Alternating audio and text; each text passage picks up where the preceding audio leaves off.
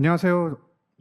저는 AWS에서 데이터베이스 전문 솔루션 아키텍트로 근무하고 있는 장동훈입니다. 반갑습니다.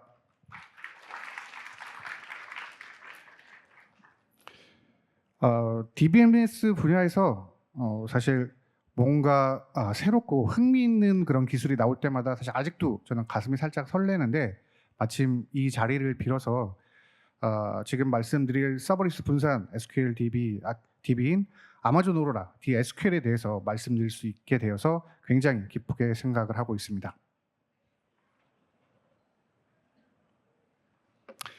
금일 세션에서 말씀드릴 내용에 대해서 간략히 좀 말씀드리도록 하겠습니다. 우선 작년 리인벤트였죠. 거기서 프리뷰로 발표된 이 오로라 DSQL에 대해서 간략히 우선 살펴보도록 하겠습니다. 그리고 이러한 DSQL을 통해서 데이터를 쓰고 그리고 동시성을 제어하는 것에 대해서 다시 간략하게 다시 또 살펴보도록 하겠습니다. 그리고 데이터를 읽고 확장 가능한 데이터베이스 구조에서 SQL 실행을 확장하는 방안에 대해서도 간략하게 살펴보도록 하겠습니다.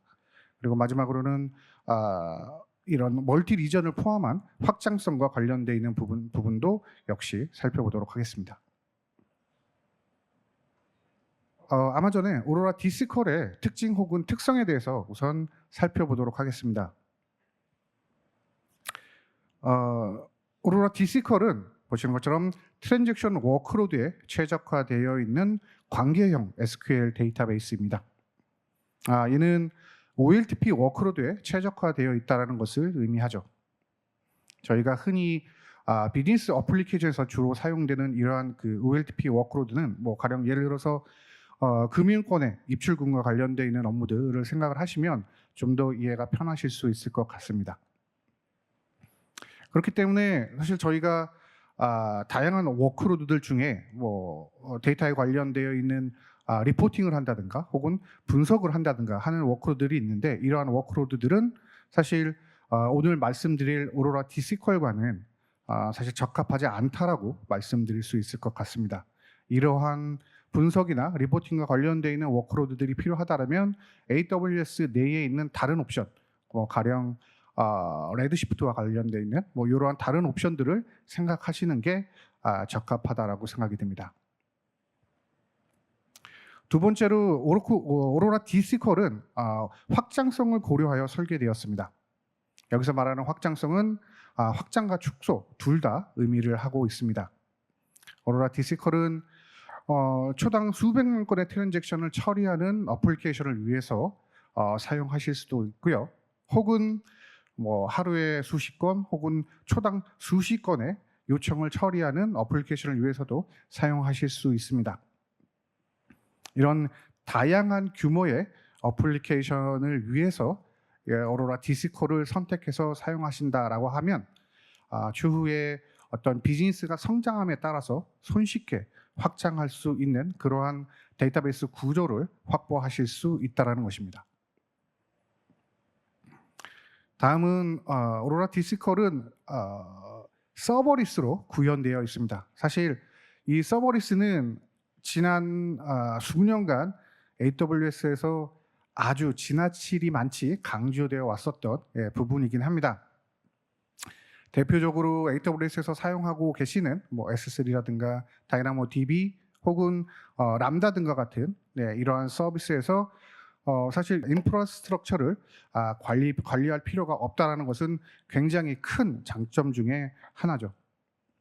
그래서 오로라 DSQL 역시 이러한 서버리스로 구현되어 있으며 단순히 엔드포인트를 생성을 하고 해당하는 SQL을 실행을 하시면 됩니다.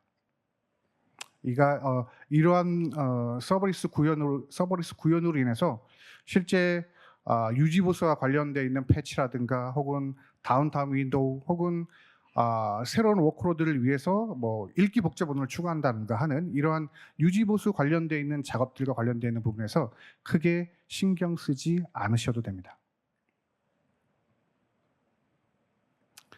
오로라 DSQL의 또 다른 특징은 액티브 구성의 멀티 리전을 지원한다라는 것입니다.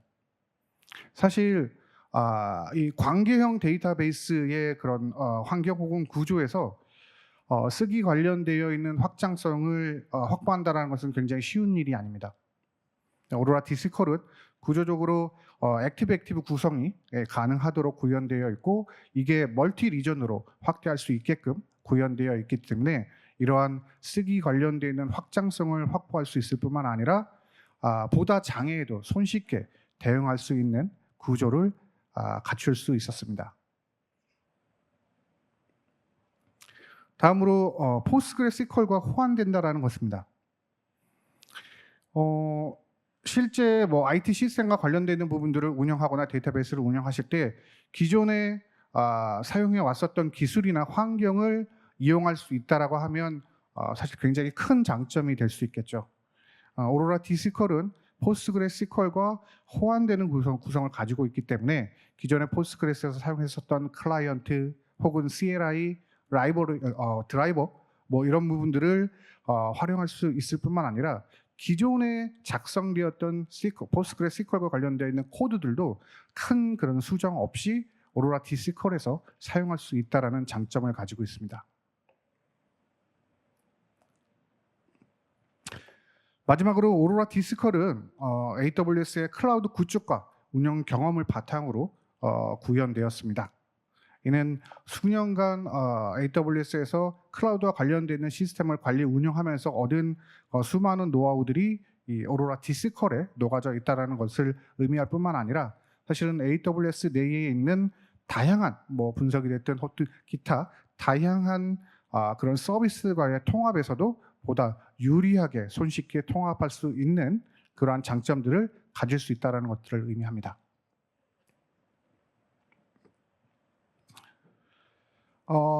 특성과 특징에 대해서 잠깐 좀 말씀을 드렸고요. 이제 오로라 디스컬을 이전에 트랜잭션 데이터베이스라고 맨 처음에 말씀을 드렸는데 이와 함께 그 아키텍처 구성 요소들을 같이 살펴보고 두 개의 어떤 관련된 그 관계를 통해서 보다 자세한 내용들을 말씀드리도록 하겠습니다. 그러면 일단 오로라 디스컬의 전체적인 그런 아키텍처에 대해서 간략하게 한번 살펴보도록 하겠습니다. 보시는 것처럼 오로라 디스컬은 다음과 같은 아키텍처 구조를 가지고 있습니다.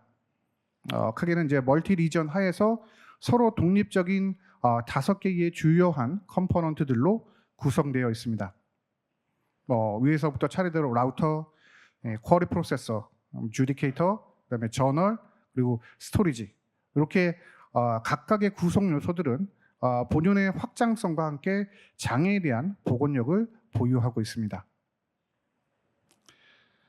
이러한 주요 컴포넌트와 함께 트랜잭션 데이터베이스의 속성과의 관계를 통해서 DSQL의 아키텍처에 대해 보다 자세하게 또 살펴보도록 하겠습니다. 일단 트랜잭션을 살펴보기 전에 이러한 트랜잭션 데이터베이스의 속성에 대해서 한번 살펴보도록 하겠습니다. 트랜잭션 데이터베이스의 속성을 살펴보는 가장 일반적인 방법은 전통적인 이제 에시드 관련되어 있는 부분들로 이러한 트랜잭션 데이터베이스의 속성들을 살펴보는 게 일반적인 방법입니다. 그래서 보시는 것처럼 원자성, 그다음에 일관성, 그다음에 경미, 그다음에 내구성과 관련되어 있는 이 주요한 4가지 속성들을 기준으로 해서 조금 전에 말씀드렸던 오로라 디스컬의 주요한 컴포넌트들과 함께 이런 속성들이 어떻게 디스컬에서 확보되는지에 관련되어 있는 부분들을 말씀드리도록 할 겁니다. 그러면 이 4가지 속성에 대해서 간략히 좀 말씀을 드리면 원자성과 관련되어 있는 부분들은 많이 아실 거예요. 그래서 특정 트랜잭션이 실행될 때 트랜잭션에 관련되어 있는 모든 내용들이 데이터베이스에 전부 적용이 되거나 혹은 전부 적용이 되지 않는 것을 의미합니다. 일관성과 관련되어 있는 부분들은 데이터베이스에 있는 데이터에 관련되어 있는 부분 혹은 해당하는 데이터 모델들이 일관적으로 계속 유지되는 것을 의미하고요. 그다음에 경리는 저희가 흔히 동시성 제어와 관련되어 있는 부분에서 사용을 하고 있습니다. 그래서 동시에 수행되는 트랜잭션이 서로 격리돼서 서로 영향을 미치지 않는 것들을 의미하죠. 네, 마지막으로 데이터베이스에서 어쩌면 가장 중요한 속성일 수도 있는데 내구성과 관련되어 있는 부분들입니다. 그래서 실제 트랜잭션과 관련되어 있는 부분에서 커밋이 일어나면 그 해당하는 데이터들은 완전히 영구적으로 혹은 내구적으로 데이터베이스에 기록되는 것을 의미하죠. 그래서 이 네 가지 이 속성과 관련되는 부분들에 대해서 주요 컴포넌트와 함께 다시 또 말씀드리도록 하겠습니다. 사실 이 속성 이외에 뭐 안정성이라든가 무결성, 뭐 보안과 관련되어 있는 데이터베이스에 갖추어야 되는 속성들이 존재하는데, 사실 이러한 대부분의 속성들은 이미 오로라 T-SQL에 내장되어 있다라고 보시면 될 것 같습니다. 그러면 이제 실제 트랜잭션의 예로 들어가서 지금 말씀드렸던 속성이나 혹은 구성 컴포넌트에 관련되어 있는 보다 자세한 내용들을 말씀드리겠습니다. 보시는 것처럼 굉장히 심플한 트랜잭션 SQL의 예입니다. 그래서 강아지들에 관련되어 있는 정보가 포함되어 있는 도그스라고 하는 테이블에 스너플과 소피라고 하는 두 강아지의, 여기는 나이인데 이 나이에 관련되어 있는 정보들을 입력하는 그러한 트랜잭션입니다. 그러면 이러한 트랜잭션이 오로라 T-SQL에서 어떻게 수행되는지에 대해서 살펴보도록 하겠습니다. 이제 앞으로 나오는 몇 가지의 이제 예제 관련되어 있는 트랜잭션 SQL들은 지금 보시는 귀여운 강아지들과 함께 하게 됩니다. 그래서 보시는 것처럼 왼편이 스너플, 오른쪽이 소피라고 하는 이름을 가진 강아지입니다. 그래서 이전에 말씀드렸던 SQL을 통해서 이 두 강아지에 관련되어 있는 데이터를 데이터베이스에 삽입을 합니다. 사실 이 데이터베이스에 데이터를 삽입 혹은 기록한다라는 것은 해당하는 데이터를 로그에 기록한다라는 것을 의미합니다. 해당 데이터들을 이런 로그에 기록하게 되면 기본적으로 자동적으로 이 해당하는 데이터에 관련되어 있는 내구성을 확보할 수 있을 뿐만 아니라 그와 관련돼서 이런 원자성을 갖출 수 있도록 되어 있습니다. 그래서 이런 로그에 데이터를 쓰는 것만으로도 이전의 트랜잭션 데이터베이스의 네 가지 속성 중에 두 가지, 즉 원자성과 내구성을 확보할 수 있게 되는 것입니다. 이러한 로그 서비스를 저희는 저널이라고 부릅니다. 저널은 이 아마존에서 10년 이상 사실 구축해온 내부의 로그 서비스입니다. 저희가 굉장히 많이 AWS 사용하시는 뭐 S3라든가 다이나모DB, 뭐 키네시스, 람다, 뭐 이런 대표적인 그런 서비스들 역시 인프라의 그 핵심 부분으로 이러한 확장 가능한 복제 시스템인 저널을 사용하고 있습니다. 이 저널을 사용함으로써 얻는 가장 큰 장점은 아까 조금 전에 말씀드렸듯이 이 트랜잭션 데이터베이스의 주요한 속성 중에 두 가지인 원자성과 내구성을 기본적으로 손쉽게 확보할 수 있다는 것입니다. 그럼 네 가지 속성 중에 두 가지인 내구성과 원자성에 관련되는 부분들을 확보를 했으니 또 다른 속성인 격리에 대해 한번 살펴보도록 하겠습니다.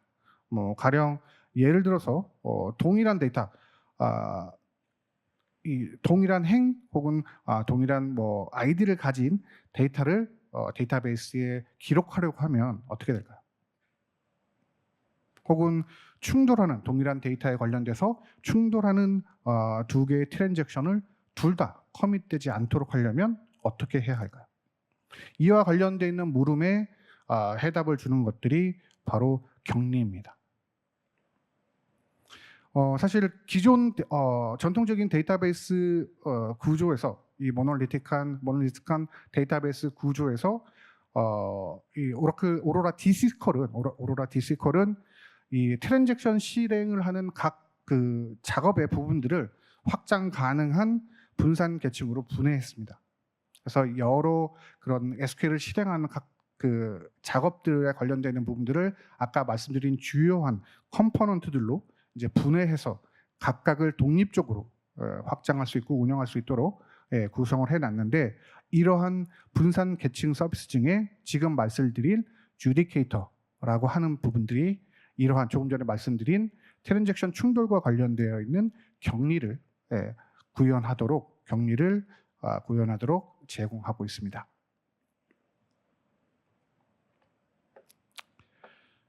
그러면 주디케이터에 대해서 조금 더 말씀드리겠습니다. 해당하는 주디케이터는 사실 내부적으로는 키 공간 파티션을 통해서 이 트랜잭션 충돌을 자동으로 감지하고 여러 주디케이터가 동시에 작업하지 않도록 최적화되어 있습니다.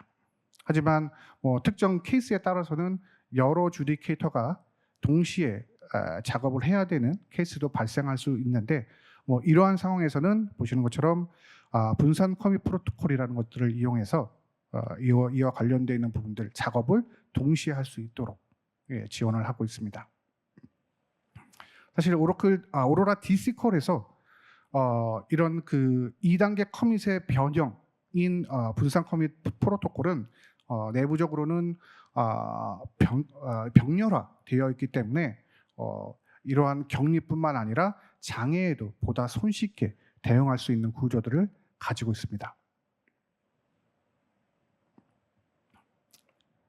그럼 데이터에 관련되어 있는 도구 테이블에 귀여운 두 마리의 개를 삽입하는 그런 트랜잭션을 완료를 했으니 이제 또 다른 트랜잭션을 한번 살펴보도록 하겠습니다. 여기서는 업데이트 구문을 이용해서 아까 봤었던 스너플과 여기 새로 나온 깜장 강아지죠. 스너플과 맥스의 나이를 한 살씩 증가시키는 업데이트 구문을 수행하는 트랜잭션을 살펴보도록 하겠습니다. 그럼 이러한 트랜잭션은 어떻게 오로라 DC콜에서 수행이 될까요?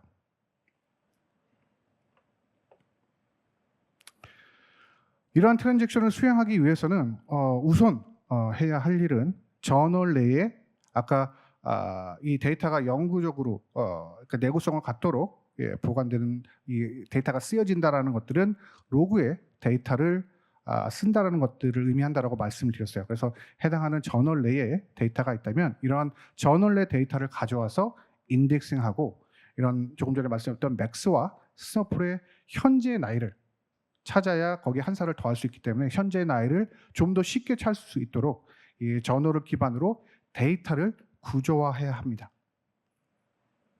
이렇게 데이터를 구조화하는 것이 보시는 것처럼 스토리지 레이어에서 수행되는 작업입니다. 그래서 이러한 스토리지 레이어, 스토리지 계층은 데이터를 좀 더 효율적으로 쿼리할 수 있는 방안들을 제공하는 몇 가지 기능들을 가지고 있습니다. 그러나 일반적으로 전통적인 데이터베이스에서 사실 이러한 스토리지 계층들, 레이어는 데이터에 관련되어 있는 내구성이라든가 혹은 동시성과 관련되어 있는 부분들을 책임지게 되는 부분들이 있는데 이 오로라 DC콜에서는 이전에 말씀드린 대로 내구성은 저널에서 그리고 동시성과 관련되는 제어는 격리를 통해서 주디케이터가 책임을 맡고 있습니다. 따라서 되게 간단한 구조의 스토리지 시스템을 구현할 수 있게 됐고 이러한 간단한 구조의 스토리지 시스템은 사실 이 스토리지 레이어에서 보다 쉽게 확장 가능한 그러한 스토리지 레이어를 구현할 수 있게끔 하는 것에 기초가 됩니다.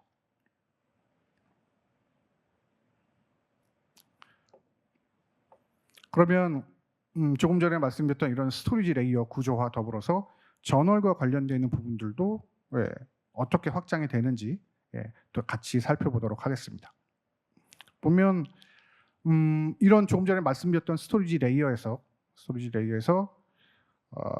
이런 그 확장을 한다라는 것은 저희가 전통적인 그런 그 데이터베이스 기법에서 데이터를 분할하는 방식으로 확장하는 방식이라고 생각하시면 될 것 같습니다.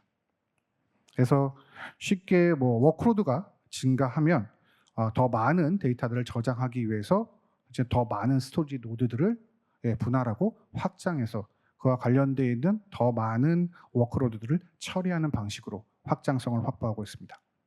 저널도 유사한 방식을 사용하고 있습니다.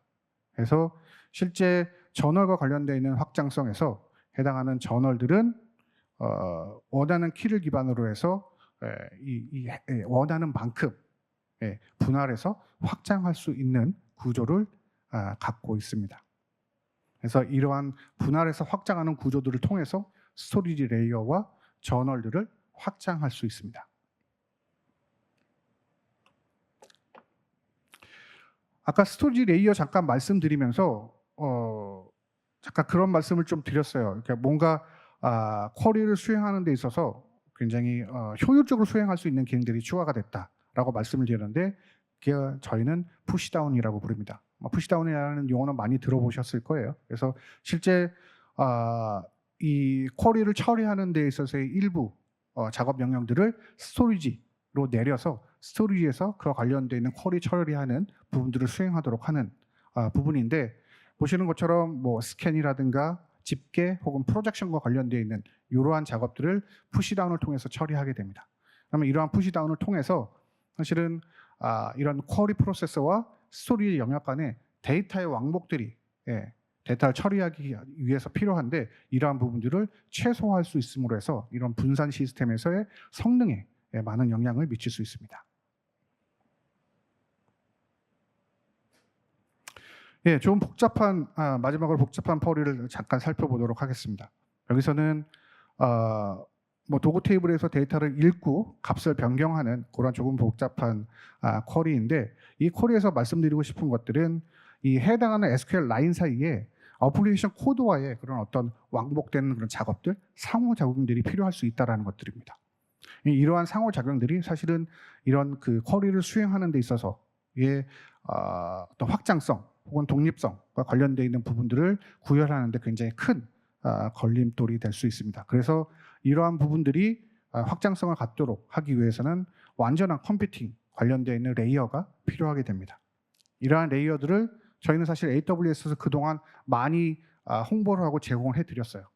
람다를 생각하시면 될 것 같은데, 이런 람다와 관련되어 있는 부분들에 관련되어 있는 기술들을 이용을 해서 오로라 디스컬은 컴퓨팅 레이어를 구현을 했습니다. 보시는 것처럼 파이어크래커라고 하는 이제 오픈소스의 마이크로 VM을 통해서 각각의 이제 쿼리 프로세서들이 서로 완벽하게 독립적으로 운영할 수 있도록 구성을 했습니다. 그리고 이러한 완전한 이 쿼리 프로세서 간의 격리가 이런 쿼리 프로세서의 원활한 확장의 핵심이 됩니다. 리드에 관련되어 있는 격리에 대해 살펴보겠습니다. 이 리드에 관련되어 있는 격리는 사실 데이터의 읽기 일관성과 매우 밀접하게 관련을 맺고 있습니다. 그래서 실제 트랜잭션이 시작이 될 때, 이 모든 읽기에 관련되어 있는 부분들이 트랜잭션 스트림의 이제 일관된 지점에서 이루어지도록 한다라는 것이 읽기 일관성과 관련되어 있는 주요한 내용입니다.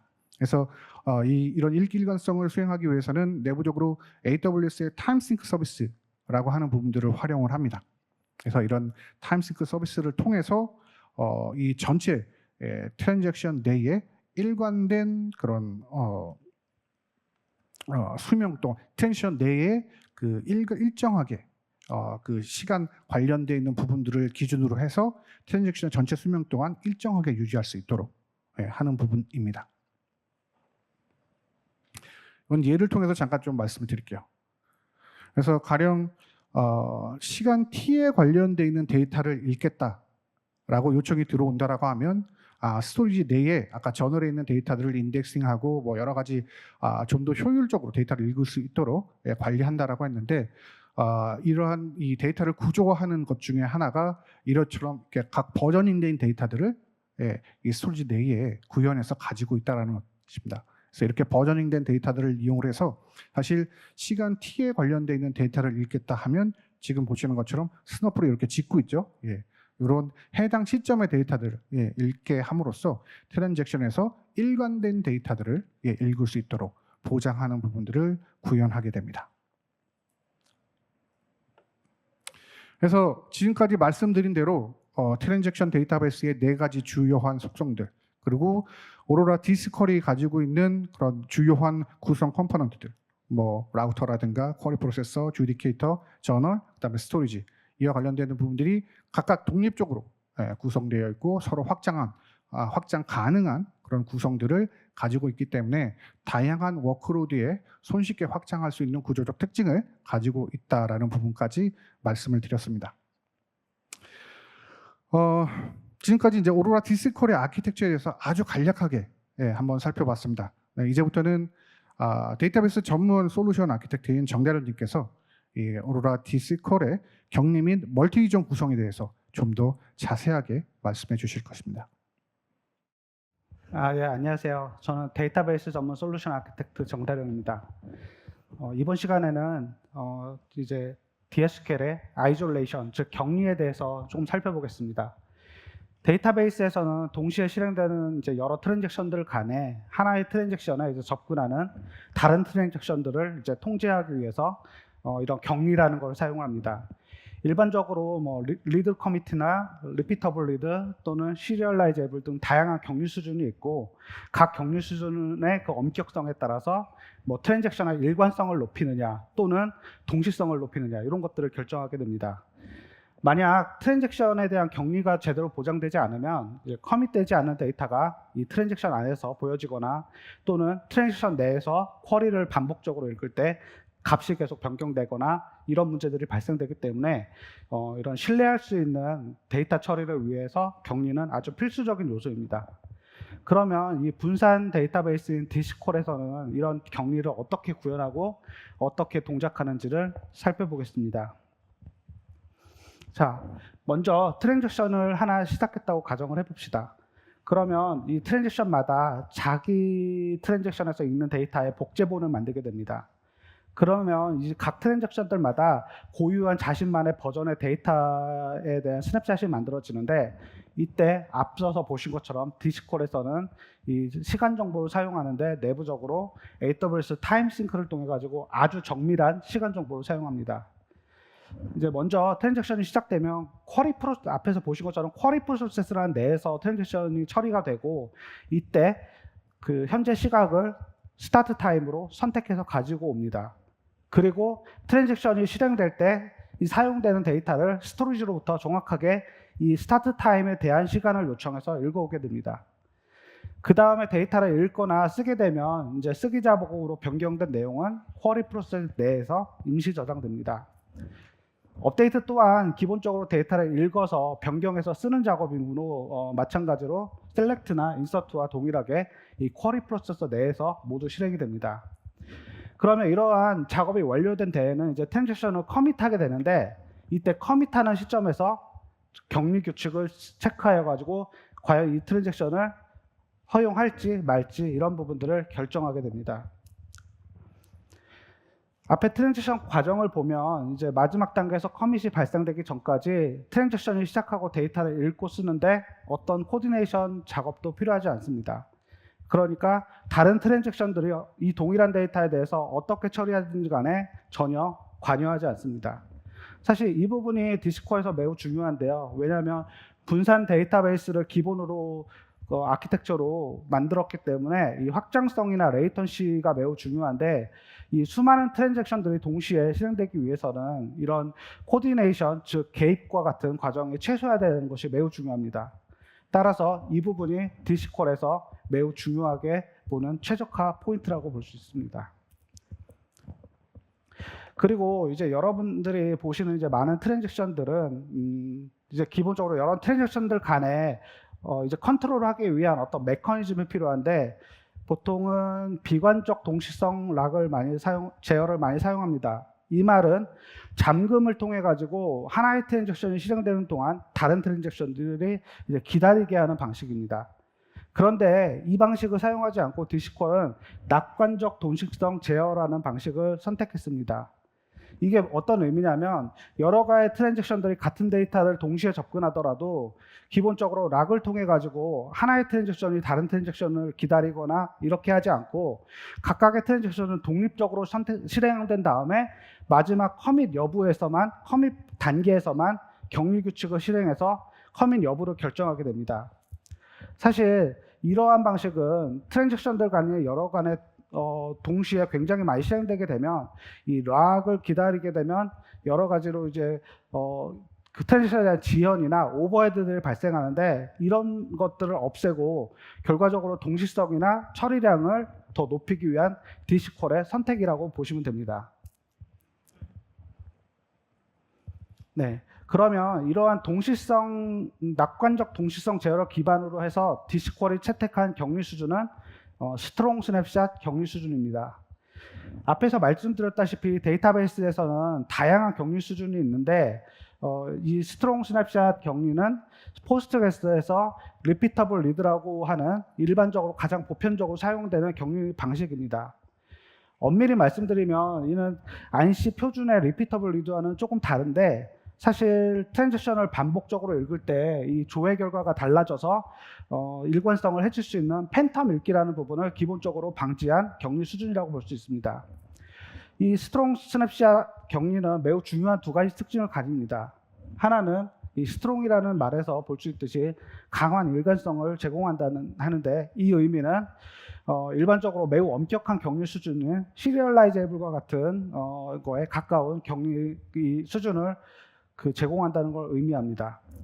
그리고 두 번째는 스냅샷 아이솔레이션이 스냅샷 격리인데 트랜지션 시작 시에 이 시점을 기반으로 해서 스냅샷을 만들어서 이 시간을 통해서만 데이터를 읽기 작업을 수행하기 때문에 트랜지션 내에서 반복적인 데이터를 읽더라도 항상 동일한 데이터를 읽어오는 것을 보장해 줍니다. 따라서 이 스트롱 스냅샷 아이솔레이션 방식은 일반적으로 발생할 수 있는 트랜지션 이상 증상들을 대부분 방지할 수 있습니다. 그러면 이 스냅샷 격리 수준에 대해서 조금 더 특징을 살펴보면 첫 번째로는 커밋되지 않는 데이터는 절대 보이지 않습니다. 다시 말해 다른 트랜잭션들이 동일한 데이터에 대해서 데이터를 변경하더라도 하나의 트랜잭션 안에서는 늘 동일한 일관성 있는 데이터를 보여줍니다.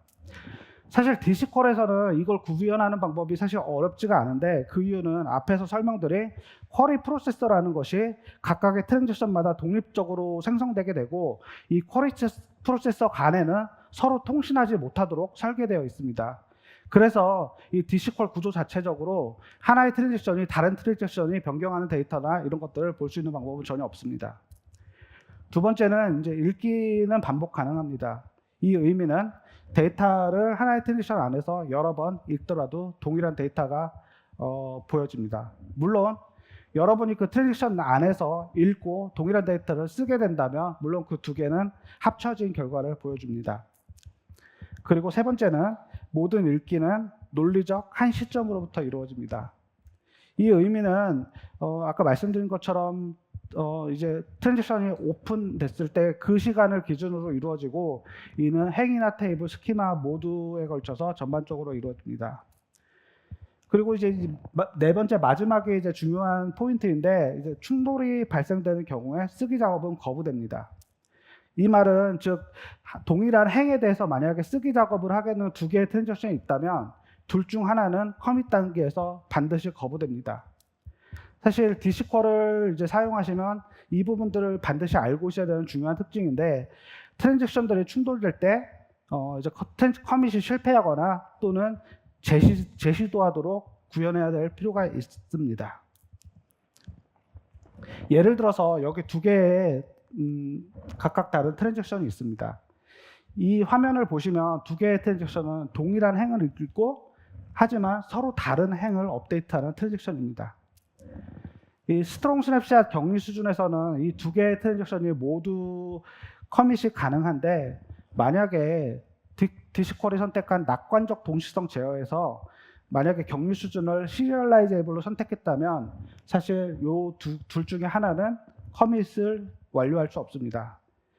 보통 이제 비관적 동시성 제어, 그러니까 락을 사용하는 상황에서는 시리얼라이제이블 모드라고 하더라도 두 번째 트랜잭션이 첫 번째 트랜잭션이 완료될 때까지 기다리면서 이걸 수행할 수 있는데 낙관적 동시성 제어 방식에서는 두 개의 트랜잭션은 모두 다 독립적으로 시작되고 마지막 커밋 시점에 이 커밋 여부만 결정되기 때문에 하나는 실행할 수가 없습니다.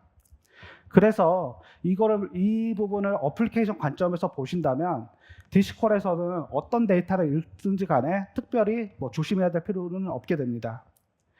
보통 시리얼라이제이블과 같은 격리 모드는 절대적인 데이터 무결성을 사용하는 이제 환경에서 사용하는 엄격한 격리 수준인데 이 부분을 DC퀄에서는 만약에 작용하려면 읽기에 대한 매우 주의 높은 고려가 필요하기 때문에 확장성 측면에서 결코 유리하지 않습니다. 따라서 분산 환경에서 이 성능과 높은 일관성을 두 개 다 만족시키기 위해서는 스트롱 스냅샷 격리 수준을 최선이라고 선택합니다. 그렇다면 이러한 스트롱 스냅샷 격리 수준을 어떻게 구현했는지를 보면은 앞에서 말씀드린 것처럼 트랜잭션은 이 시간 정보를 통해서 컨트롤되는데 트랜잭션이 시작될 때 스타트 타임을 하나를 찍게 됩니다. 그리고 커밋될 때 두 번째 타임 스탬프, 즉 커밋 타임을 지정합니다. 그래서 이 트랜잭션 시작 시간인 t스타트와 이 t커밋 사이에 다른 트랜잭션이 이 동일한 키에 대해서 쓰기 작업을 하지 않았을 때만 커밋을 가능하게 만들었습니다. 그리고 실제 쓰기 작업은 이 t커밋 시점을 기준으로 수행되게 됩니다. 그러면 이제 말씀드린 것처럼 트랜지션은 쿼리 프로세스에서 시작이 되고 실제로 격리에 대한 체크는 뒤에 있는 주디케이터에서 처리가 됩니다. 그러면 이 커밋 시점에 쿼리 프로세스는 주디케이터한테 이렇게 말할 것입니다. 주디케이터님, 제가 라이트하고 싶은 키들이 있는데 이 나의 스타트 시간이 있습니다. 만약에 이 시점 이후로 이 T커밋 시점까지 다른 트랜잭션이 이 키에 전혀 라이트를 하지 않았다면 나의 이 변경사항을 저널에 기록해 주십시오. 그러면 만약에 이 주디케이터는 다른 트랜잭션들이 이 타임 사이에 동일한 키에 대해서 변경사항이 있었는지를 체크를 하고 만약에 그렇지 않다면 이 트랜잭션을 커밋을 허용합니다. 그리고 한번 커밋을 하게 되면 그 다음부터는 다른 어떤 트랜잭션도 이 T 커밋 시점보다 더 이전 시간을 선택할 수 없도록 합니다. 그렇게 해야지만 이러한 트랜잭션들이 시간의 순서대로 이 커밋되는 것을 보장하고 이 데이터베이스의 이 시간이 논리적으로 역행하는 것을 방지할 수 있습니다. 따라서 앞에 말씀드린 것처럼 스냅샷 아이솔레이션을 선택한 이유는 이러한 이유들로 인해서 결정이 되었고 이 부분을 통해서 매우 강한 일관성을 보장하면서도 비교적 적은 비용으로 이러한 부분들을 구현할 수 있었습니다. 그 다음에는 이제 크로스 리전에 대해서 살펴보겠습니다. 디시퀄은 멀티 리전을 지원하면서 두 개의 리전에서 모두 라이트가 가능한 멀티 마스터 모델을 지원합니다. 만약에 데이터베이스를 멀티 서비스로 만들 때 가장 어려운 점이 뭐라고 생각하시나요? 바로 이 물리적으로 떨어지는 리전 간의 네트워크 왕복 시간입니다. 보통 네트워크는 광섬유를 통해서 데이터가 이동하는데 여기에는 시간이라는 한계가 있고 보통 밀리세컨드당 약 200km를 이동할 수 있습니다. 사실 이 시간은 매우 빠른 것처럼 느껴질지도 모르지만 만약에 여러분이 대륙이나 또는 지구 전체를 네트워크를 통해서 가로지른다면 상당히 느린 시간입니다.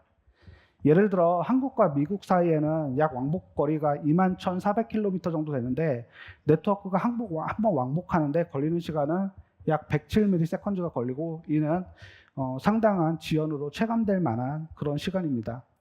따라서 실제로 이제 멀티리전 데이터베이스의 성능 최적화의 핵심은 바로 이러한 네트워크 왕복 시간을 얼만큼 최소화할 수 있는지에 달려 있습니다.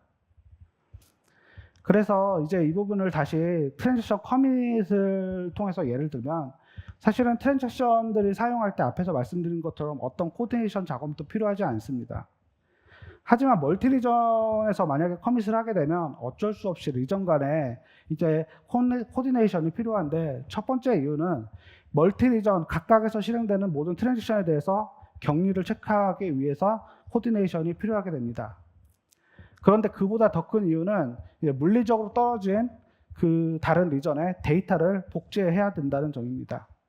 그렇게 해야지만 리전에서 심각한 장애가 발생되더라도 내구성을 완전히 보장할 수 있지만 결국 데이터 복제에 따른 물리적인 네트워크 한계를 완전히 극복할 수는 없게 됩니다. 그래서 멀티 리전에서는 커밋 시점에 딱 한 번의 코디네이션이 필요합니다. 여러분이 이 부분을 어떻게 받아들이면 되냐면 멀티 리전 클러스터를 구성하면 싱글 리전으로 구성된 클러스터보다 커밋 시간에 더 오래 걸린다는 것을 의미를 합니다. 다만 이 부분도 리드 온리 트랜잭션에서는 영향을 받지 않고 라이트가 포함된 그 트랜잭션에 대해서는 이 물리적인 한계 때문에 어쩔 수 없이 커밋 시간에 대한 추가적인 시간이 필요합니다. 그리고 그 외에 이제 저희가 이제 멀티 리전을 구성할 때 중심적으로 볼 거는 또 하나의 이 목적은 빠른 장애 조치였습니다. 아까 아키텍처에서 말씀드린 것처럼 데이터는 두 개의 리전에 항상 동일하게 존재하고 실제 쿼리 프로세스도 독립적으로 실행됩니다. 그래서 이 페일오버와 같은 장애 조치를 위해서 필요한 부분들은 이 주디케이터에 대한 롤을 하나의 정상적인 리전으로 모두 옮겨오는 것이 필요합니다. 그래서 만약에 여러분이 이렇게 네트워크 스플릿 상황이 발생했다고 저희가 가정을 해볼게요. 그러면 이 C 리전은 완전히 사용할 수 없게 됩니다.